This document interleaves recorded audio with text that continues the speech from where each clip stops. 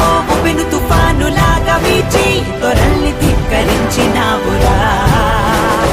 మొట్టమొదటిసారి స్వతంత్ర సమర భేరి పిఠెల్లు మన్నది ప్రజాళి పోరిది.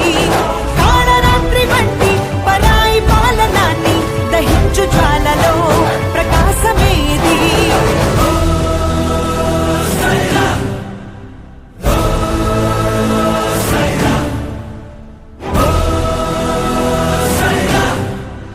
ఉషస్సు నీకు ఊపిరాయరా